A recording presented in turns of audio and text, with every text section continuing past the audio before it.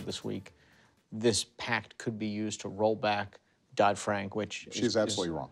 This is all hypothetical, speculative. It's pretty personal, though, isn't it? Well, you know, the truth of the matter is that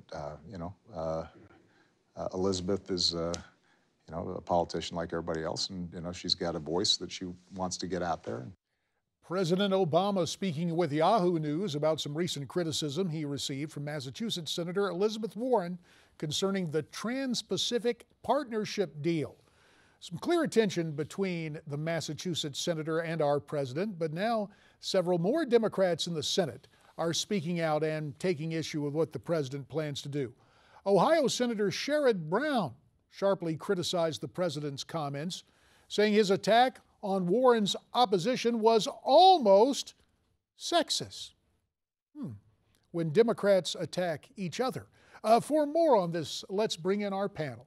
And from Newsmax New York, smack dab in the center of the screen, though he leans a bit to the left, it's our good friend, the senior political contributor for Fords.com and co-host of the Daily Wrap, seen right here on Newsmax TV. It's Rick Ungar. You see him kind of shifting positions. And solidly screen right from Newsmax Washington, Ford O'Connell, noted Republican strategist. So Ford, when you see dissension among Democrats these days, does it send a shiver of delight down the spines of those in the GOP?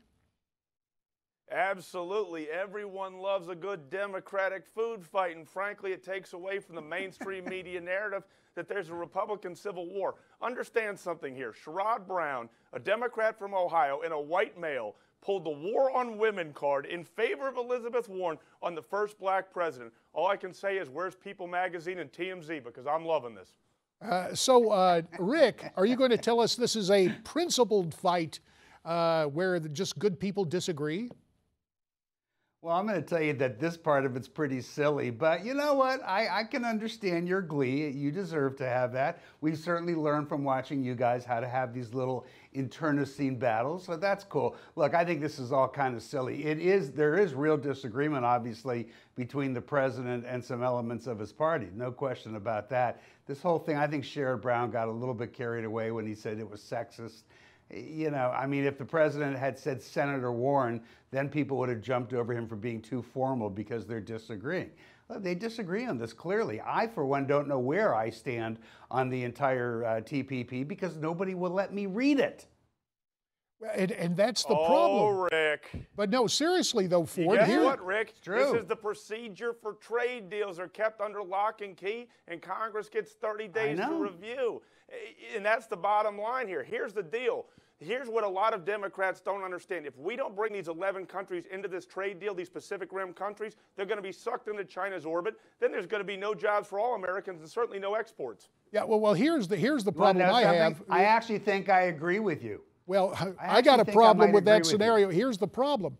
Dick Morris came on the air and told us a couple of weeks ago that what this does in terms of migration basically further shreds our immigration law such as it is, and there are real problems with that. But Ford, you've been literally close to the situation there in Washington. Apparently, this trade deal, which we thought the Democrats were going to filibuster, that has been pulled out of the legislative fire. What are you hearing, Ford?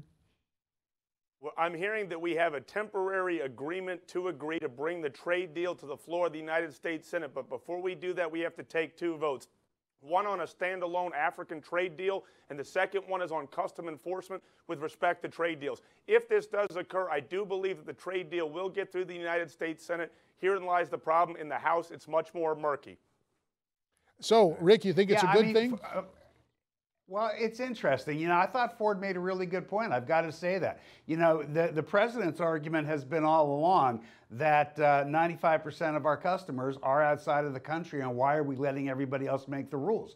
I get that, and I think that's what Ford's alluding to, and it's sensible. I think the concern on the other side, and it may not be a fair concern, has to do more with how many jobs will end up being lost here as a result of it. And look, it's all predicated on this belief, which may be incorrect, that NAFTA was responsible for the job exodus that we saw here. It may be true, it may be partially true, it may have been the result of technology. The Problem is, nobody really seems to be able to put their finger on it. So I'm not going to have an allergic reaction to what Ford's saying because I see the logic of it. At the same time, I really do want to be able to read it before I form an opinion, and I kind of don't love that, you know, you say 30 days for it under fast track. I hope it is that long, because my presumption is I'm going to have to read this 4,000-page treaty in about a week. Get ready. You're going to have get those reading glasses out. I think a lot of us, for the record, would like to read the bill. Rick Ungar, Ford O'Connell, we thank you for a spirited discussion. You heard what our good friends had to say. Now, I'm very curious, what do you have to say?